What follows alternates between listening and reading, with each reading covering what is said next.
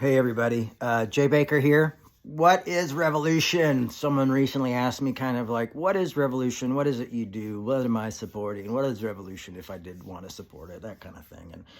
And, for me, we've been so many different things over the years. We've been to so many different places over these 31 years, at least I have, doing revolution. I did it for quite a few years, and we started in Arizona in '94, but I did it for quite a few years in Atlanta and in Brooklyn. I spent some time in about 5 years in Minnesota, and I've been doing it online here in Seattle for about 5 years.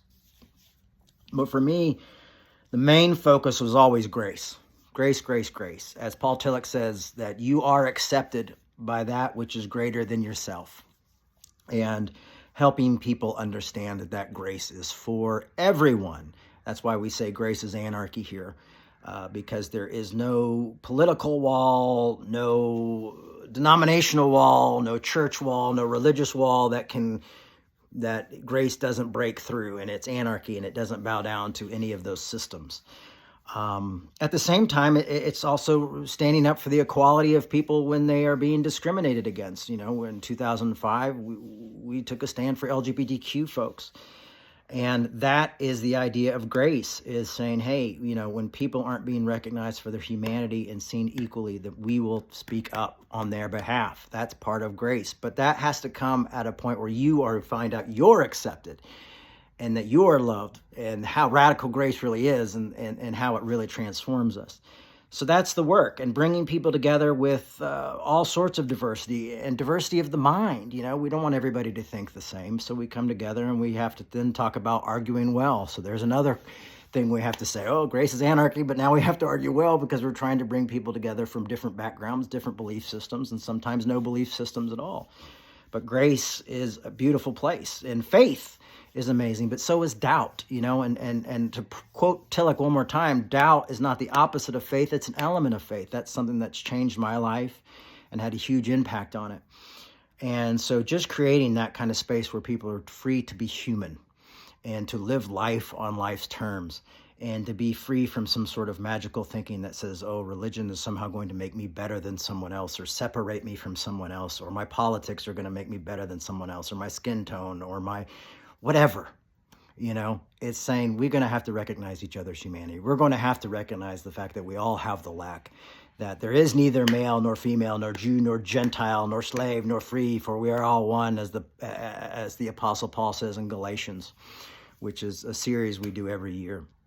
But anyhow, that's a big part of revolution, is seeing the preciousness of life in everyone who breathes air, and helping them understand grace, and wanting them to live life well, and a life where they're able to have 3 meals a day, and where we speak out for the rights of all humans and all people, and they don't always have to agree with us. And we don't see enemies as those to be defeated, but for those to be won over, and those to be have conversations with them, and those to talk to us, for us to hear them and be willing to go like, oh, maybe I've got that wrong, and even often change us.